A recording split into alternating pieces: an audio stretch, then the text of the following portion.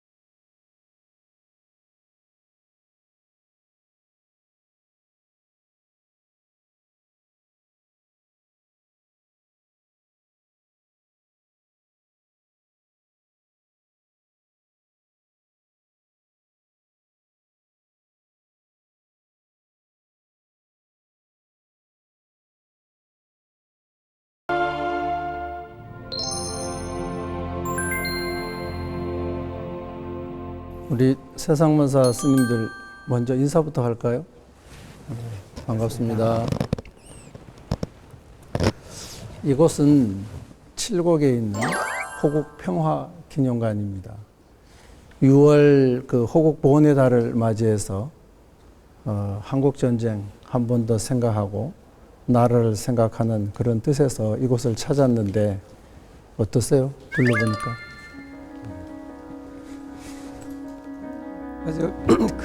아직 설립된 지가 얼마 되지 않은 것 같은데 그 여러 가지 사진이라든가 또 이곳 지역이 굉장한 전투가 있었다는 것을 또 기념하고 있어서 여러 가지 그 전투가 있었던 당시에 그런 상황들을 재현해 놓은 것을 보면서 여기가 정말 전쟁에 대한 두려움 또는 평화에 대한 어떤 갈망 이런 것들을 교육하는 데 굉장히 좋은 장소겠다 싶습니다. 둘러보니까 그 학도병이라고 하죠. 학도병 그 중3이었는데 전사하고 나서 주머니에서 발견된 어머니에게 쓴 편지를 이렇게 적어 놓은 걸 보니까 눈물이 핑 돌았어요.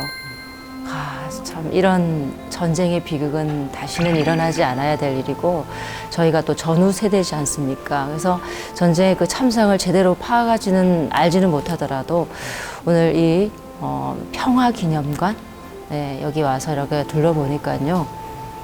다시 한번 우리가 지금 현재 살고 있는 또 지켜지고 있는 이 평화라는 것이 얼마나 소중한 것인지 다시 한번 깨닫게 됩니다.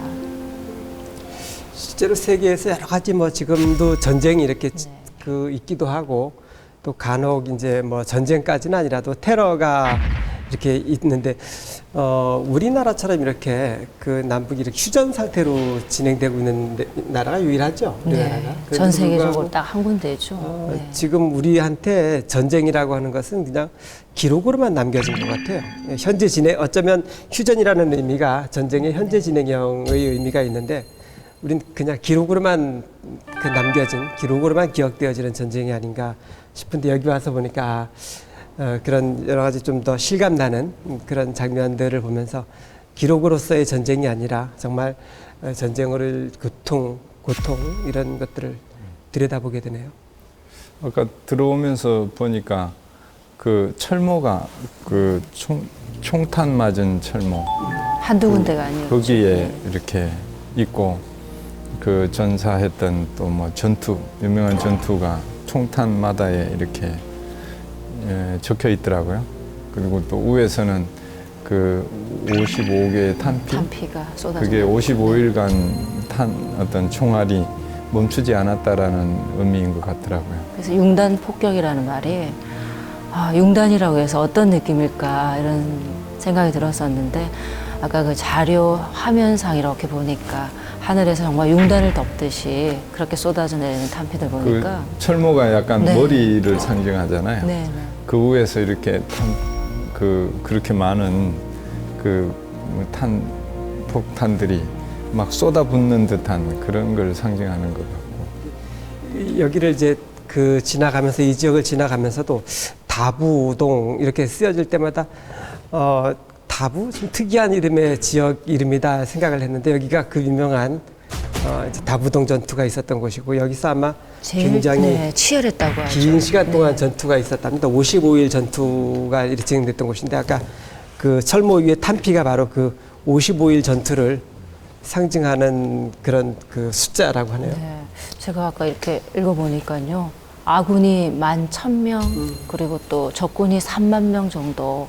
그런데 전사한 아군 숫자가 4,000명 정도 이르고 또 적군 쪽에 전사자는 한 6,000명 정도 됐다고 해요. 그래서 이 현장 그 보면은 지나다니다 보면 다부 터널이 있어요.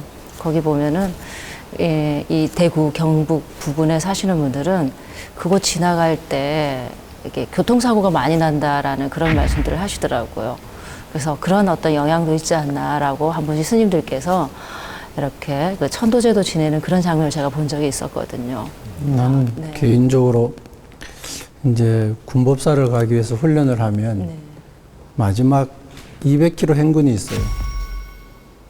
200km, 4박 5일 동안 200km 행군을 하는데 그때 다부동까지 영천 삼산학교에서 다부동까지 행군을 했어요. 그때는 뭔지 몰랐죠.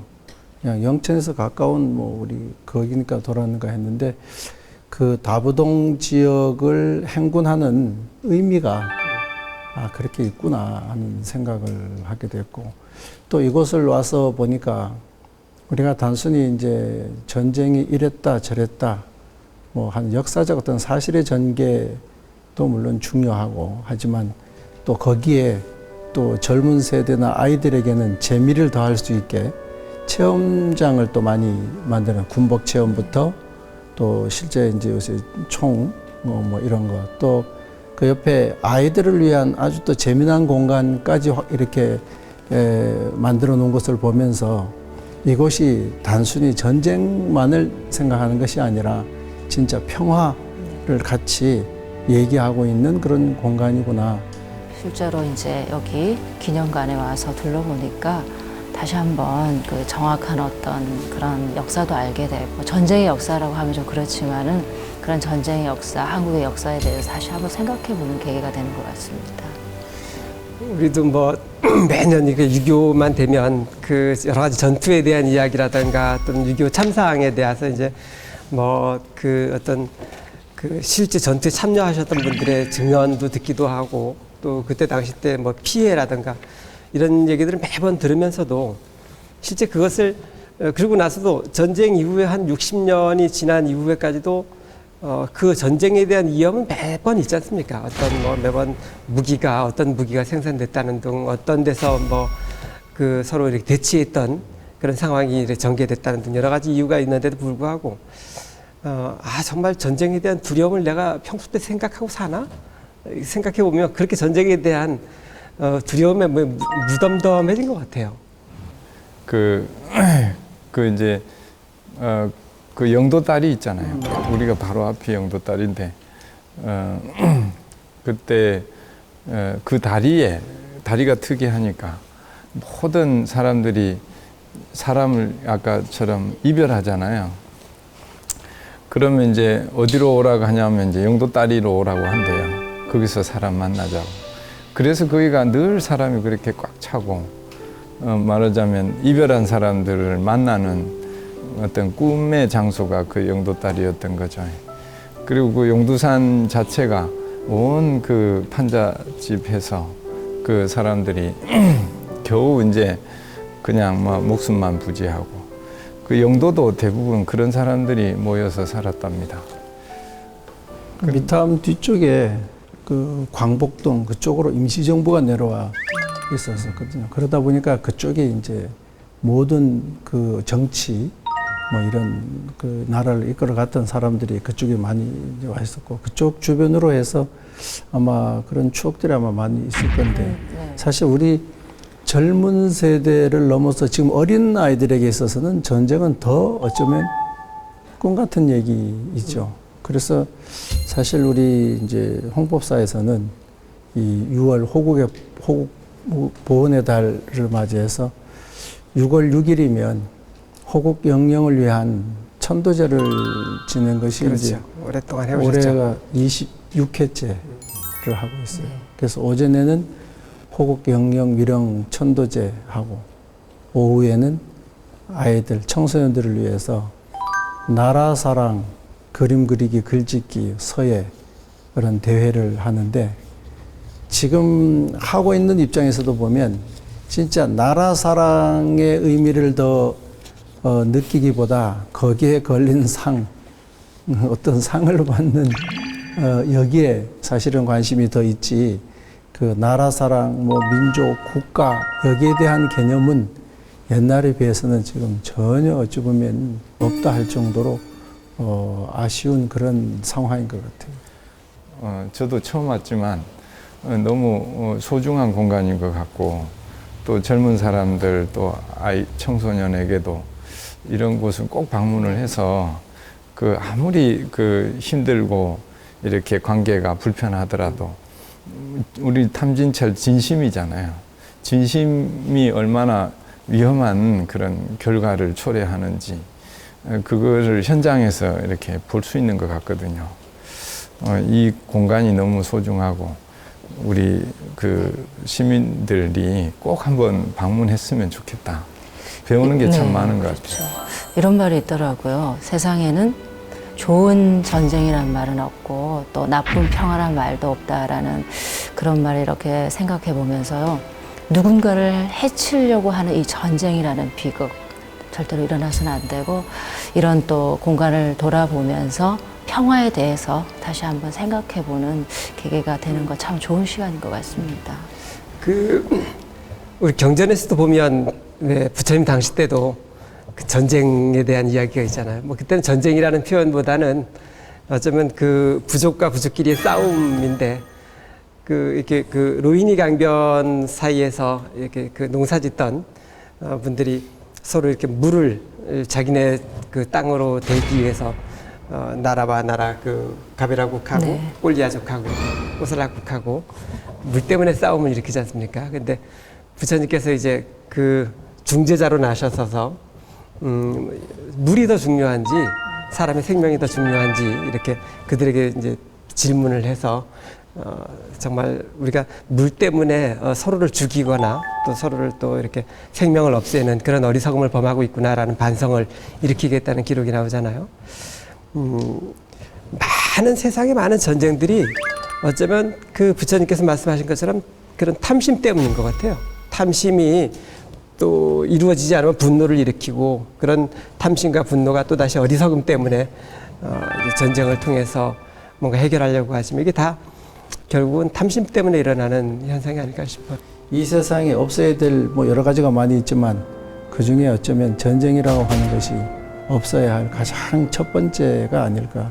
뭐 질병이나 이런 것은 우리가 우리의 힘으로 어떻게 보면 치유가 가능한 것이라고 한다면 전쟁이라고 하는 것은 우리 스스로 치유 가능한 부분이 아니라 어쩌면 두 감정이 수그러들지 않고는 이것이 해결되지 않는 건데 그것에 따른 피해가 이건 너무나 크기 때문에 그 피해를 생각하면 없애야 될 가장 큰 것 중에 하나가 아마 전쟁이 아닌가 그런 생각이 듭니다.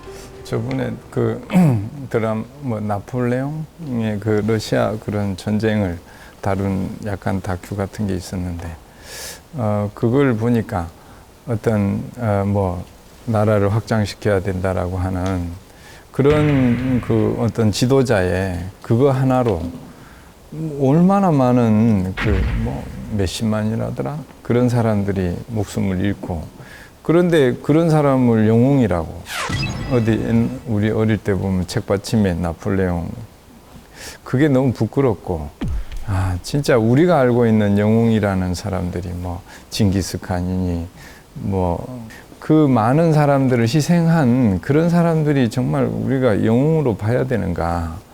전혀 그렇게 보이지 않거든요. 국민들을 볼모로 삼는 그런 어떤 위정자들은 제대로 된 정책을 하는 것이 아니겠죠. 네. 하여튼 전쟁 없는 평화로운 세상을 우리가 발언하고 염원하면서 이제 사연으로 들어가 보는 것은 어떨까 싶습니다. 저는 6살과 9살 아이를 둔 엄마입니다. 1년 전 육아를 위해서 다녔던 직장을 그만두고 지금은 아이들과 시간을 보내고 있어요. 애들이 아주 어릴 때는 몰랐는데 자랄수록 점점 엄마의 손길이 많이 필요한 것 같아요.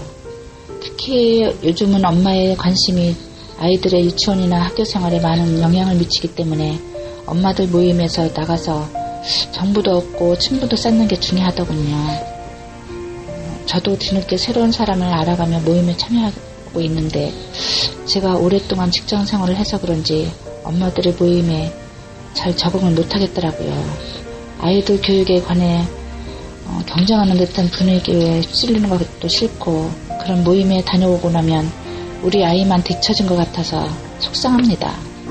제 소신대로 아이를 키우는 것이 옳다는 걸 알면서도 엄마들과 이야기를 나누고 나면 그게 마음처럼 안 돼요. 아이들을 잘 키우고 싶은데 직장까지 그만뒀는데 요즘은 오히려 제가 아이들을 괴롭히고 있다는 생각이 들어요. 소신대로 아이를 키우려면 어떻게 해야 할까요?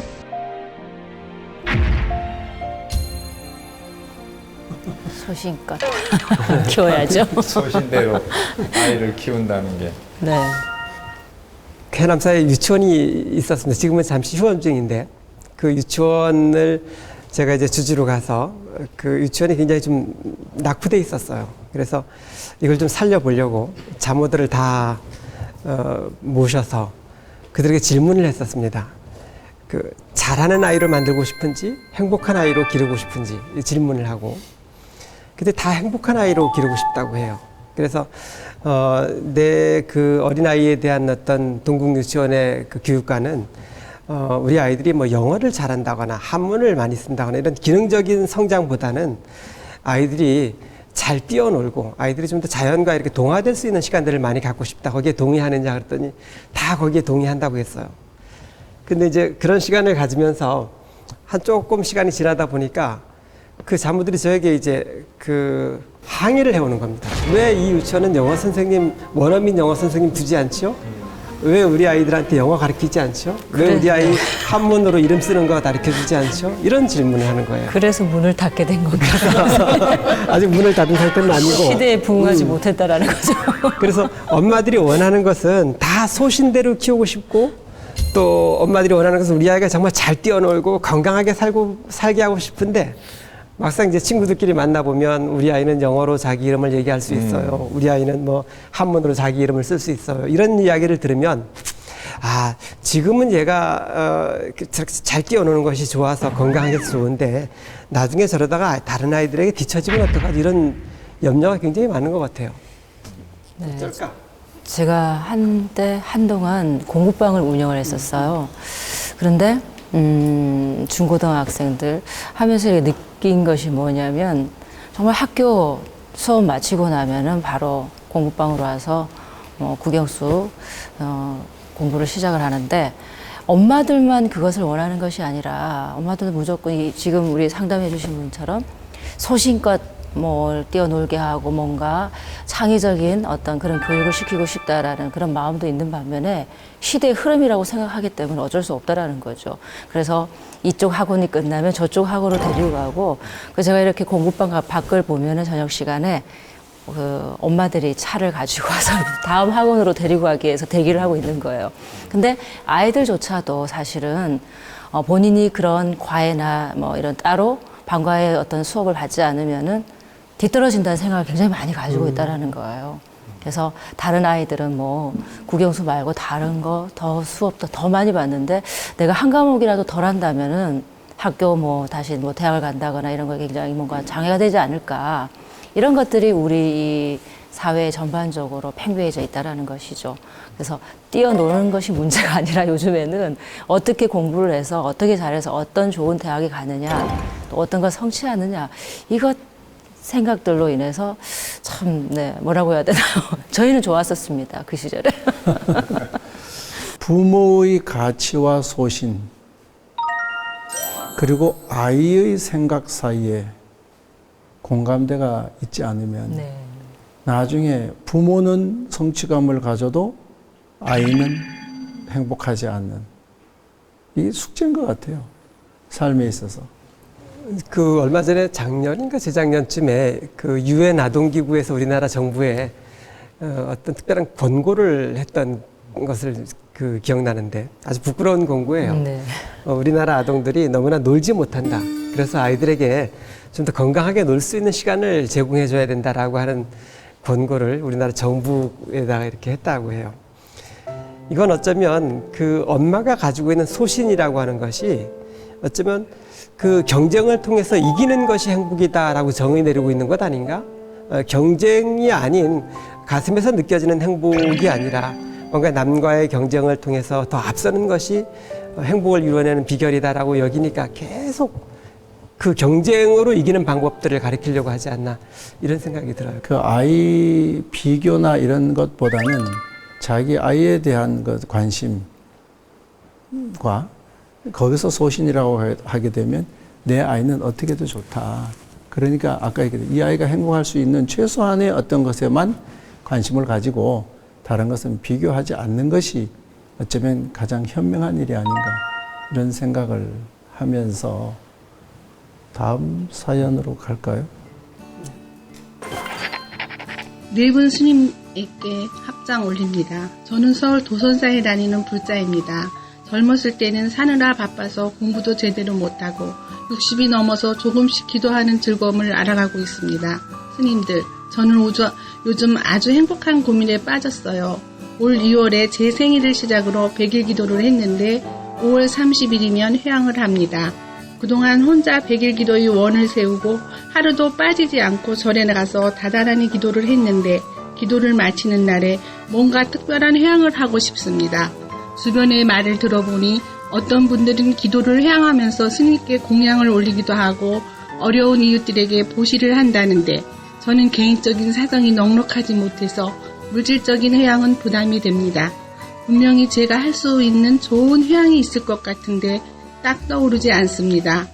회향을 어떻게 하는 것이 좋은지 알려주시면 좋겠고 저에게도 맞는 좋은 회향 방법이 있다면 소개해 주세요. 5월 30일 날 회향일이니까 이미 회향은 마치셨겠네요. 네. 어떤 방법으로 회향을 하셨을지 사실은 궁금하네요. 네. 다시 사연을 보여주셔야 되지 않을까 싶은데요. 네. 근데 참 기분 좋아지는 사연이에요. 저 네. 아침에 여기 올 때 새벽이라서 이제 부산역까지 택시를 탔는데 그 3,500원인가 나오더라고요. 그래가지고 마침 4,000원이 있어가지고 그 잔돈을 500원을 받을까 하다가 아이고 새벽이고 첫 그거인 것 같기도 하고 그래서 잔돈을 안 받겠다고 그랬더니 너무 고마워하는 거예요. 아이 500원의 그런 그 위력이라는 게 참 이렇게 기쁨을 주는구나. 그러고는 내렸는데 어느 노숙자 한 분이 5시 반인데 벌써 일어나셔가지고 막 나를 환영하면서 쫓아오시는 거예요. 그래가지고 이제 배고프시다고 그래서 보니까 이제 1,000원짜리 다 썼잖아요. 보니까 5,000원짜리가 있는 거예요. 그래서 이거 안 된다고 5,000원.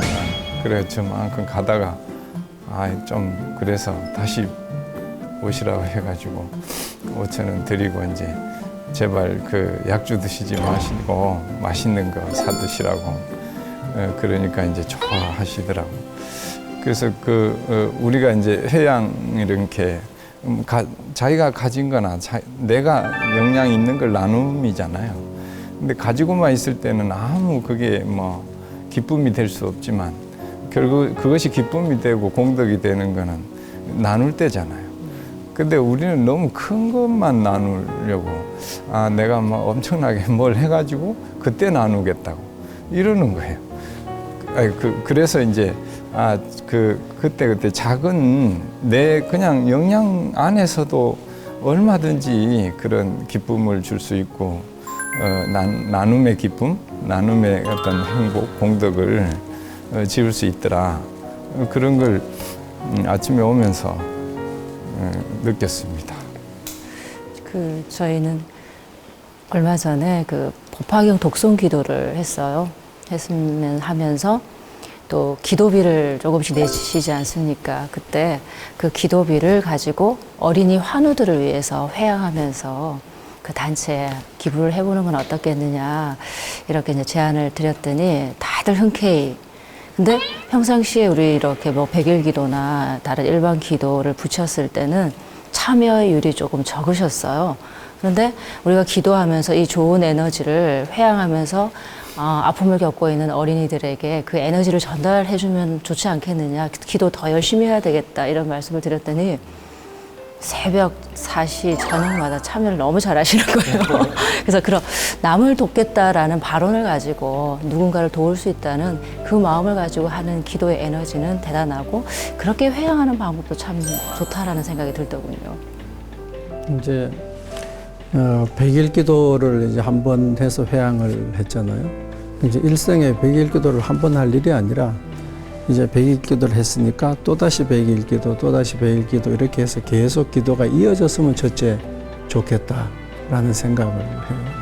그러니까 100일 기도를 한 번 했으니까 끝이다 이게 아니고 만약에 일생에 한 번만 하고 끝난다면 엄청난 회양에 뭔가를 해야 되겠지만 계속해 나간다고 하게 되면 아까 얘기했던 사소한 것으로서 회양을 해도 충분하다.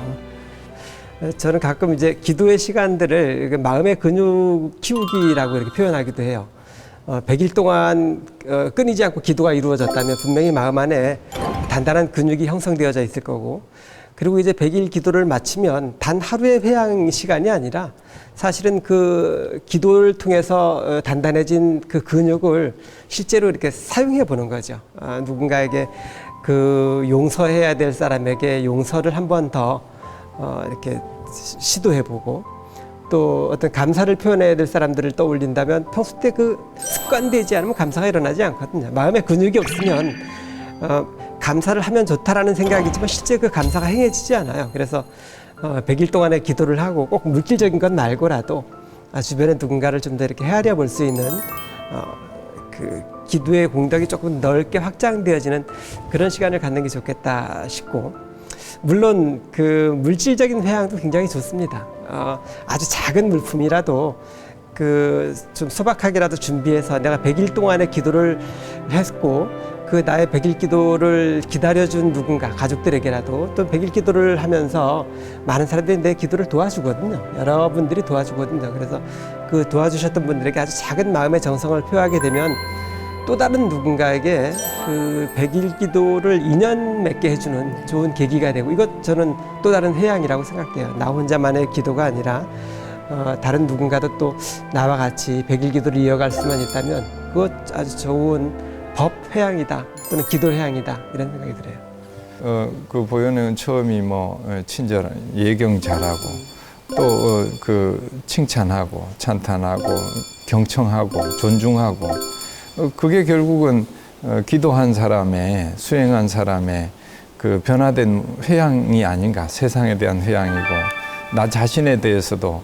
그렇게 격려하고 칭찬하고, 그러니까 세상과 나를 이제 공격하고 비난하는 거 이런 거 이제 쉬고 오히려 그걸 거꾸로 부처님 대하듯이 그런 게 이제 100일 기도한 그런 힘을 회양하는 것이 아닌가. 그래 보현해온 얘기를 자주 합니다. 이제 그 100일 기도를 통해서 업그레이드 된 자신의 삶, 그 삶을 통해서 더 많은 사람들에게 불자의 모습을 보여준다면 그것이 곧 아름다운 회양이 아닐까 이렇게 생각하면서 행복한 고민을 보내주신 그분께 우리는 오히려 감사드리고 이 오늘 세상 반사를 마무리하는 것이 어떨까 생각합니다. 행복하십시오. 감사합니다. 축하합니다. 스님, 불교 TV ARS 번호 알아요? 잘 모르는데요. 잘 모르면 안 돼.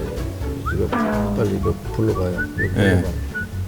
불러봐. 060 800 800 7000 000 BTN BTN 방송포교 후원 방송포교 후원.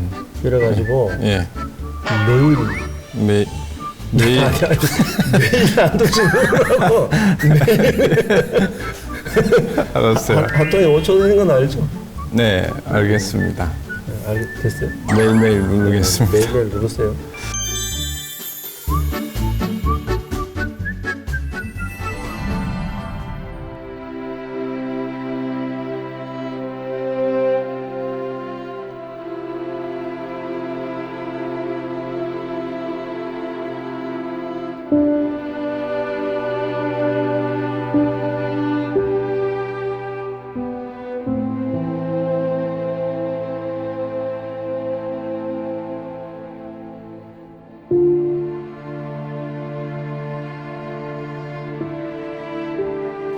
어머니, 나는 사람을 죽였습니다.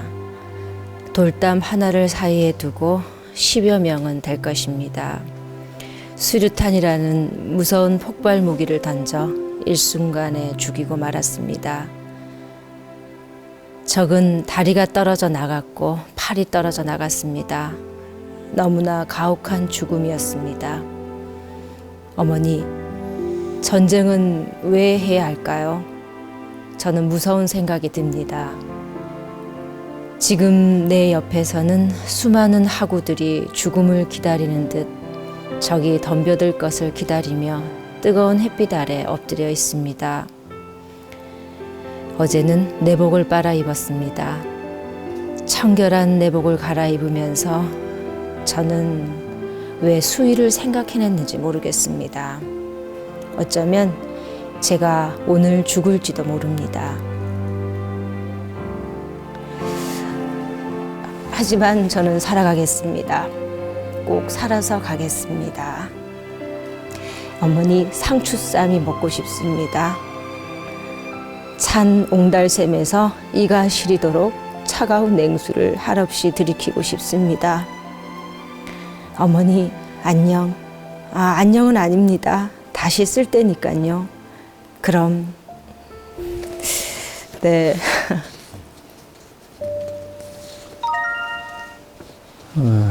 어린 나이에 언제 어떻게 죽음이라고 하는 것이 나의 현실이 될지, 또 아까 그 시 속에서도 아무리 이 적군이라고 우리가 표현하지만 우리 동포 같은 민족인데 어찌 보면 다리가 이렇게 떨어져 나간다고 하는 건 우리 그냥 삶 속에서는 상상을 할 수 없는 광경인데, 어린 나이에 그걸 보고 또 나도 그렇게 될 수 있다는 생각을 할 때 느끼는 그 감정, 참 충분히 그 느낌이 느껴져 오네요. 그 중학교 3학년이면 아마 16살쯤 됐을 텐데, 맨 마지막에 그 주석 스님께서 이제 낭송 읽어준 내용 중에 엄마한테 이제 안녕이라고 보내놓고 그 강한 아주 그 살고 싶은 바람이 있었던 것 같아요. 안녕은 아니에요. 또다시 엄마한테 편지를 쓸 거니까요. 라는 이 대목이 아주 조금 소름 끼치게 할 만큼 정말 두려워했겠구나, 또 살고 싶어 하는구나 라는 그런 느낌을 받게 하네요. 이 어머니가 전사 후에 소식을 들으면서 이 편지를 받으셨을 때의 그 마음이 어땠을까? 네, 얼마나 마음이 아프셨을까요? 어쩌면 전쟁이 60년 전에 일어났던 일이지만 지금까지도 계속 우리들에게 그 전쟁의 트라우마는 우리나라 사람들, 우리 한국 사람들의 심성 속에 이렇게 살아있는 것 같아요. 그래서 지금 그때의 그 기록을 읽으면서도 마음 숙연해지기도 하고 눈시울이 붉어지기도 하고 그런 거 아닌가 싶어요. 그런 게 어찌 보면 우리 민족에게 어찌 보면 큰 잊어서는 안 될 교훈이잖아요. 그렇죠. 그런데 이제 그런 교훈이 좀 자꾸 이렇게 되새겨지고 그렇게 해서 결과는 평화잖아요. 우리가 뭔가를 결정하고 선택할 때 누군가와 불편함이 생겼을 때 그거를 어떻게 그 대처를 할까? 제일 먼저 또 급하게 떠오르는 거는 제일 처음 만나는 건 이제 분노죠. 에이, 막 그 공격성이죠, 이제.